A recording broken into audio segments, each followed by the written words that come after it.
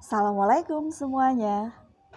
Selamat datang kembali di mata kuliah Elusidasi Struktur Senyawa Organik. Pada video kali ini kita akan meneruskan bab sebelumnya, yaitu aturan Wood-Ward-Visser. Nah, kalau mendengar namanya, kalian sudah tahu nggak sih apa aturan ini? Ya, aturan ini bisa kita gunakan untuk menghitung atau meramalkan panjang gelombang maksimum dari sistem Dienater konjugasi. Nah, sederhananya itu, jika kita mempunyai senyawa yang kita analisis menggunakan instrumen UV vis, maka output yang ingin kita dapatkan adalah panjang gelombang maksimum. Nah, melalui aturan ini, sebelum kita analisis menggunakan instrumen, kita bisa hitung sendiri perkiraan panjang gelombang maksimum dari senyawa yang kita miliki. Syaratnya harus merupakan DNA terkonjugasi. Kita mulai di contoh yang pertama, yaitu DNA rantai terbuka. Dikatakan DNA karena, kalian lihat ya dari strukturnya, ada dua buah ikatan rangkap yang posisinya terkonjugasi atau selang-seling, rangkap, tunggal, dan juga rangkap. Nah, untuk struktur dasar DNA rantai terbuka ini memiliki perhitungan dasar sebesar 214 nanometer. Nah, kita lihat di contoh senyawa A dan B. Keduanya memiliki rantai utama DNA rantai terbuka. Yang membedakan senyawa A dan B, kita lihat di senyawa B pada posisi karbon nomor 2 dan 4, yaitu terdapat alkil metil, sedangkan di senyawa A tidak ada. Nah, next kita akan hitung. Untuk senyawa A, di sini karena tidak ada alkil, maka nilai substituen alkilnya adalah 0. Maka hasil perhitungannya hanya 214 nanometer. Dan ketika dianalisis, hasil eksperimennya adalah 217 nanometer. Lanjut ke senyawa B, di sini pada atom C nomor 2 dan 4 masing-masing terdapat 1 alkil dan 2 alkil. Total alkil adalah 3. Setiap 1 alkil diberikan tambahan nilai sebesar 5, maka 3 kali 5 sama dengan 15 ditambah dengan rantai utama 214. Hasil perhitungannya adalah 229 nanometer, sedangkan eksperimen hanya selisih 1. Hal ini menunjukkan bahwa kita bisa memprediksi hasil eksperimen atau dari instrumen. Kita masuk ke contoh kedua. Tadi sudah rantai terbuka, kali ini rantai tertutup atau siklik. Ada dua jenis, yaitu model A dan juga model B. Pada model A disebut juga sebagai heteroanular atau transoid.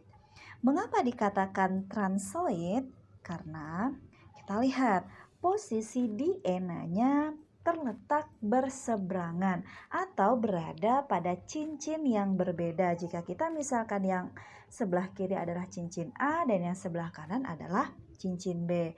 Besar perhitungannya 214 nanometer. Sedangkan model B kita sebut juga homoanular atau cisoid. Dikatakan cisoid karena DNA terkonjugasinya berada dalam satu cincin yang sama. Untuk perhitungannya kita tambahkan 39. Jadi diingat model B memiliki dasar 253 nanometer. Sekarang kita perhatikan yang di sebelah kanan ada siklik A dan juga siklik B. Jika kita lihat di siklik B, dia akan bersebelahan dengan salah satu ikatan rangkap yang ada di siklik A. Nah, ini disebut juga sebagai eksosiklik atau adanya ikatan rangkap di luar cincin B, dan berlaku juga sebaliknya. Untuk ini kita beri tambahan perhitungan sebesar 5 nanometer.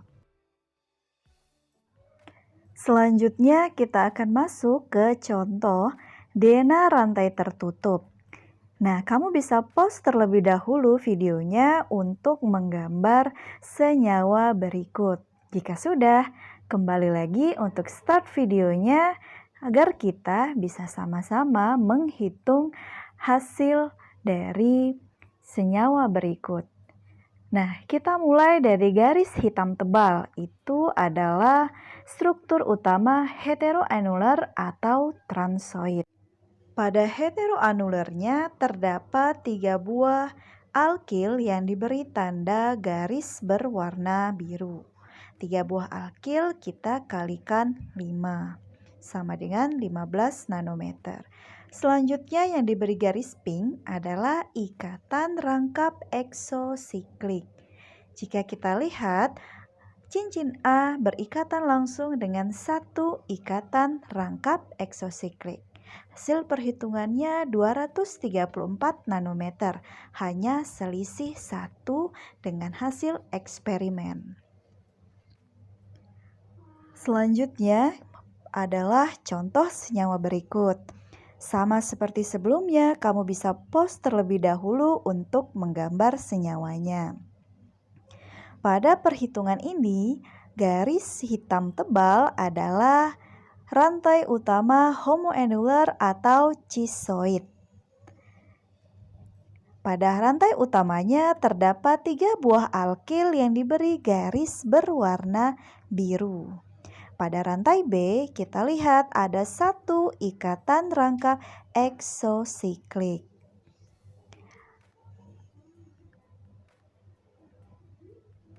Adapun hasil perhitungannya sebesar 273 nanometer dan selisih 2 angka dari hasil eksperimennya. Artinya selisih perhitungan dan eksperimen tidak terlalu jauh. Pada video selanjutnya kita akan bahas dienon terkonjugasi. Terima kasih.